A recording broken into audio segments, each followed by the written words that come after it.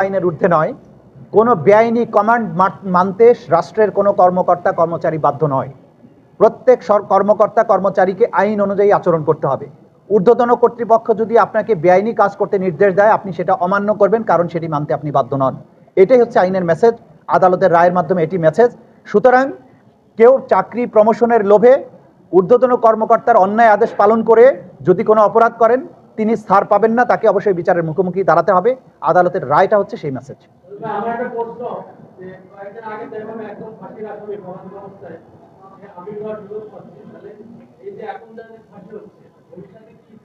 ভবিষ্যতের কথা আমরা জানি না।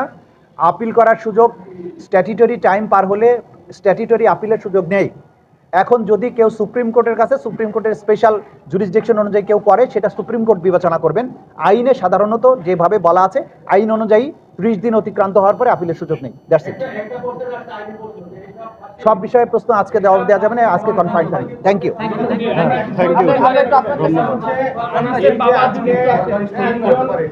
তিনজন কনস্টেবলকে যে আজকে কম সাজা দেওয়া হলো, বাংলাদেশে অনেক থানায় 302-তে এরকম মামলা রয়েছে। তো সেই ক্ষেত্রে এই রায়টা বড় ধরনের একটা প্রভাবক হিসেবে কাজ করবে কিনা, এটা একটা বড় রেফারেন্স থাকবে কিনা, এবং ট্রাইব্যুনালে আরো অনেক মামলা আছে যেখানে অনেক পুলিশ সদস্যরা আসামি আছে পরবর্তীতে, সেই ক্ষেত্রে এটা একটা উদাহরণ হয়ে থাকবে কিনা আপনাদের সেই ক্ষেত্রে? এই বিষয়টা যেহেতু ট্রাইব্যুনালের মামলার ক্ষেত্রে একটা জাজমেন্ট হয়েছে, ন্যাচারালি অন্য ক্ষেত্রে প্রভাবিত তো হতেই পারে। সে কারণেই আমরা মনে করি যে এটা আপিল করা উচিত এবং আপিলের নিষ্পত্তি হয়ে এই বিষয়টা সেটেলড হওয়া উচিত, যে যখন এই লেভেলের কনস্টেবল লেভেলের যারা গুলি করবে, যারা সম্পৃক্ততা থাকবে, তাদের সাজাটা আসলে কী ধরনের হওয়া উচিত।